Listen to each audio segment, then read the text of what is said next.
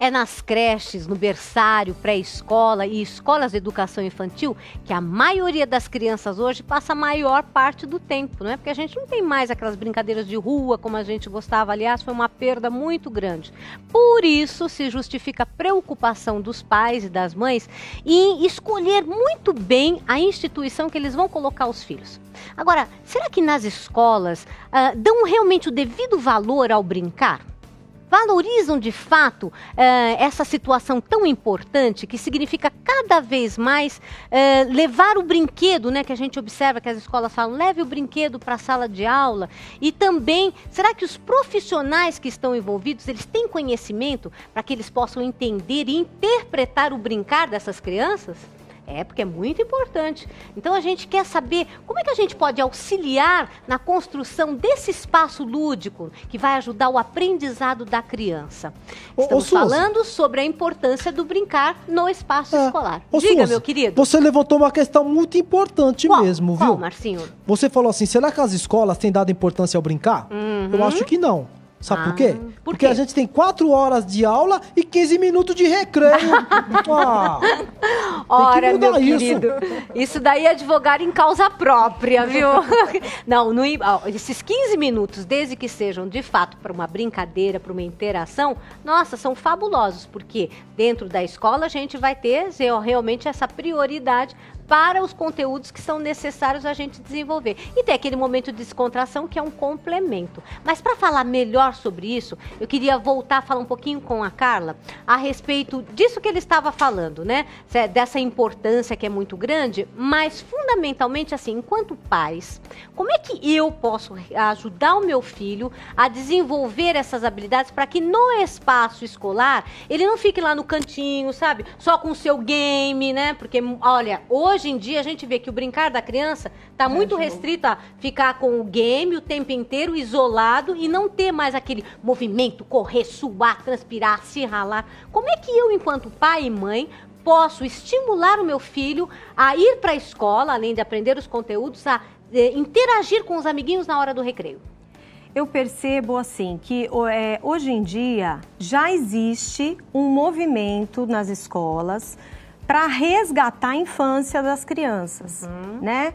Por conta da sociedade mesmo, né? Que é uma sociedade que acaba valorizando o individualismo, né? O consumismo. Então a pessoa acaba se isolando mais, inclusive os filhos em casa. Os pais trabalhando muito, tem pouco tempo, né? Para estar brincando, para estar assim, brincando junto, que é muito importante, né? E a escola, eu vejo que ela tenta resgatar isso, ou seja, valoriza a questão do brincar na escola. Mas também percebo que os professores ainda não sabem muito bem como direcionar isso. De uma maneira que a criança consiga se apropriar de conteúdos pedagógicos de uma maneira mais espontânea, que seria o objetivo da brincadeira na escola. Certo. Né? Então, assim, o que é importante? Que eu vejo hoje, né? Os pais, eles não têm tanto esse foco, esse entendimento de que a brincadeira é importante. É verdade. Então, muitas vezes, a escola precisa trazer esses pais para a escola e fazer essa orientação, né? De estar assim, dos pais estarem vindo, os avós, ensinar as brincadeiras antigas. E outra coisa que eu também vejo, dentro do espaço, eles tiraram aqueles brinquedos, como aquele trepa-trepa, lembra? Que tinha, não tem mais nas escolas, né? Não tem mais o gira-gira, porque a escola fica também com tanto medo de acontecer algum acidente que retiram tudo. Sendo que isso também faz parte da vida, a audácia.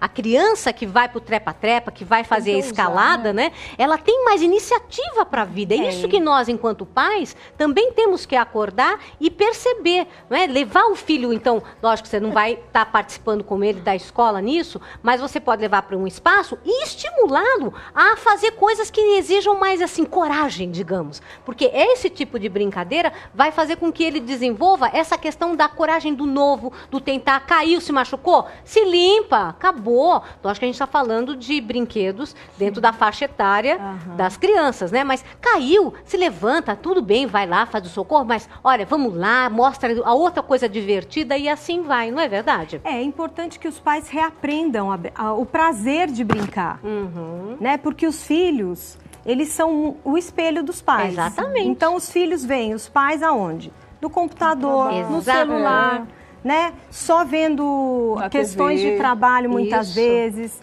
na televisão.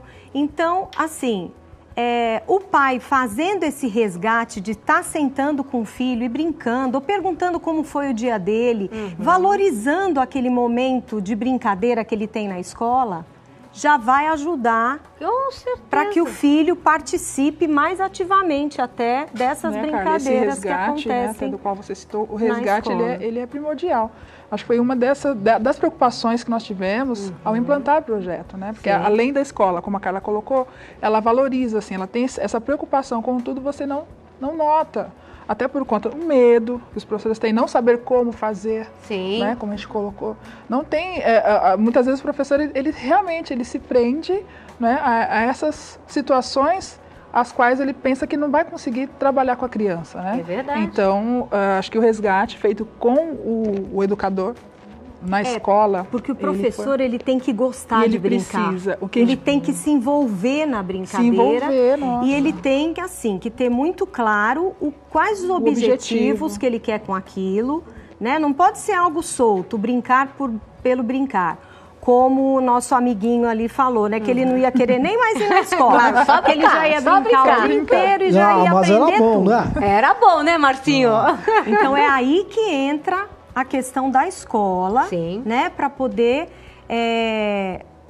organizar isso de uma maneira que o professor consiga criar situações de aprendizagem através das brincadeiras. E se sinta motivado, né? Acho que uma dos focos principais foi a prática, né? Porque até então, informações era mais teórico, né? E quando a gente pensou, vamos colocar o professor ali para fazer. Né? E outra coisa Fazendo, que eu vejo é que muitos pais acabam colocando os filhos para fazerem práticas esportivas, achando que isso irá substituir as brincadeiras, que são, assim, desestruturadas no seguinte sentido: não tem aquele objetivo que tem uma prática esportiva de você alcançar uma meta, né? Que você tem realmente que atingir 100 metros, que você tem que fazer tal coisa, tem que fazer gol a qualquer custo. Não, essas brincadeiras, elas são insubstituíveis. E são cooperativas, né? Exatamente. Uma pergunta que não pode calar. Verdade. Diga, meu querido. Vocês têm muita experiência com essas coisas, né? Vocês têm andado em diversas escolas. E as escolas têm se adaptado a isso? Os espaços para brincar? Ou as escolas estão muito antiquadas ainda, que na escola você vai só para aprender?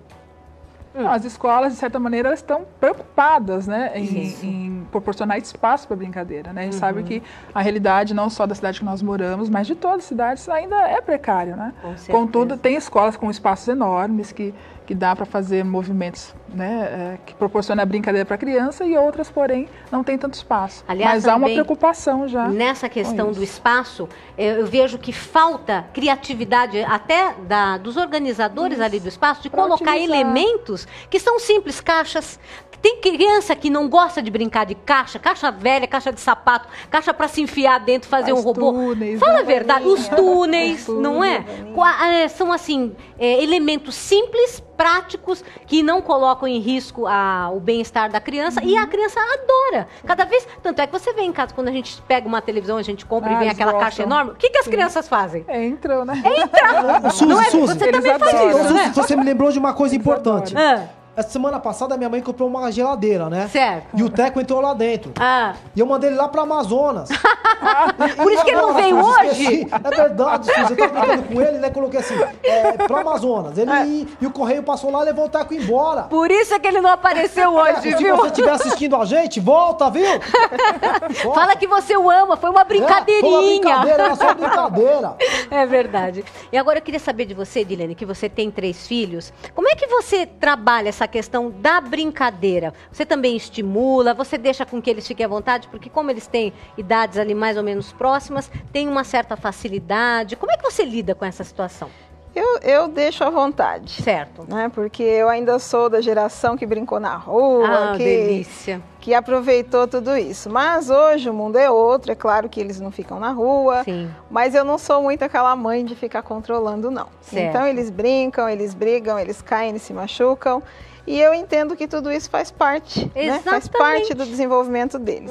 E aí eu gostaria também de falar assim, porque como profissional, né, uma vez trabalhando em creche... Ah, você trabalha em creche? Eu trabalho em creche. Então ótimo. eu observo assim, que os pais, eles dificultam muito a situação do professor nesse sentido. De que forma? Porque que eles a fazem que atrapalha? superproteção, Aí. ela atrapalha. Tá vendo? Não é? Ela atrapalha. Porque assim...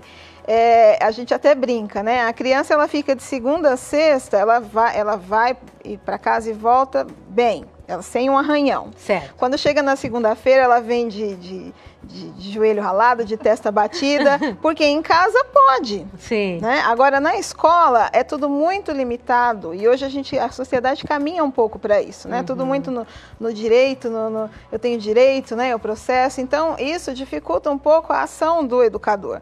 Mas, nem por isso, você vai criar ou permanecer, né, deixar com que essa criança permaneça dentro de uma caixa. Claro. Então, assim, embora muitas vezes as instalações não sejam as ideais, né, embora muitas vezes os espaços sejam adaptados, é preciso descobrir fórmulas de desenvolver essa criatividade através da brincadeira. Certo. Então, eu conheço as oficinas, né, da Sandra, até participei algumas vezes. Que bom. Então, assim, são brincadeiras, de fato, que são brincadeiras cantadas, né? Que uma vez que a criança participa ali, experimenta, ela vai embora cantando. Exatamente. Chega em casa, ela conta aquilo pro pai, pro primo que tá ali. Então, assim, é uma criança diferente. Certo. Né? Muito bem. E falar nisso, Suzy, Sim. esses dias meu pai me levou no Sesc Santo André, né? Ah, é? E chegando lá, tinha um espaço assim, brincar. Então eu falei, legal, vamos brincar. Quando cheguei lá, me deparei com umas coisas antigas. Ah, é mesmo? Sabe o que eles fizeram, Suzy? Não. Eles riscaram o chão com uma tal de amarelinha. Ah, amarelinha, muito bem. E meu pai falou, eu falei, pai, como que funciona isso aqui? Ele pegou uma pedrinha, começou a jogar e a gente começou a brincar. Ótimo. Depois a gente foi pular corda. Olha só. E depois brincar de peão, só que eu fiquei muito chateado. Por quê? Só meu pai queria jogar peão e eu não? Ele se empolgou tanto que só ele queria brincar, é isso, Teco? Ah, mas foi muito divertido, viu, Suzy? Com certeza. E é isso também que a gente propõe, não é? Esse resgate dos pais mostrarem as brincadeiras que eles tinham na sua infância. E isso é fantástico. O peão, a bolinha de gude. Eu lembro que eu ficava fazendo o buraquinho no chão para jogar a bolinha de gude. Isso era sensacional. Fantástico. E coisas assim, que não demandam grandes quantias em dinheiro para você se divertir, que passa realmente essa questão da gente ter o valor de ser e não do ter, porque hoje eles querem ter, evidentemente, tudo de última geração eletrônico, mas a gente pode se divertir com qualquer coisinha, não é verdade? Mas aí o eletrônico, né, até como a Carla falou, ele cai na brincadeira sozinha. Exato, A criança, sempre ela individual, fica né? sozinha. Máquina, né? Ele é a máquina, né? Não Até há porque, interação. E outra coisa, acaba sendo até conveniente para os pais, no sentido de, deixa lá, porque enquanto isso eu vou fazendo outras coisas. isso Gente, mesmo. não! É importante você parar, na minha opinião, deixar 30 minutos todos os dias, à noite, quando você chega. Você não tem o teu tempo para olhar as lições do teu filho, fazer as coisas, assistir o jornal? Determine também um tempo de você dar atenção total para o seu filho. No mínimo 30 minutos, gente. Sabe o que isso representa? Uma poupança para o futuro, para o seu filho ficar mais integrado com você, saber sair melhor das situações, você saber interagir melhor com ele e no futuro você vai ter mais tranquilidade. Gente, como sempre, tudo que é bom dura pouco. Infelizmente, nós temos que terminar nesse momento, mas eu quero agradecer demais a vocês a entrevista. Vocês realmente abrilhantaram, deram muitas dicas de como a gente pode trabalhar com a brincadeira de tal forma que ela seja muito eficaz no desenvolvimento dos nossos filhos. Obrigada, Edilene. Obrigada. Quero que você volte mais vezes para falar mais dessa experiência, tá? Obrigada, Sandra. Quero que você volte para também falar mais sobre esse tipo de projeto que é fantástico. E obrigada a você, Carla, por você dar tantas orientações aí para os pais e mães que estão nos assistindo, viu? Muito obrigada. Eu quero que você vá lá na minha cidade fazer uma oficina dessa lá. Tá vendo? A brincadeira sempre ensina, não é? E brincando, a gente vai rapidinho para o intervalo e voltamos já já com mais dicas de como a gente pode harmonizar a nossa família para que a gente seja mais feliz. Até já!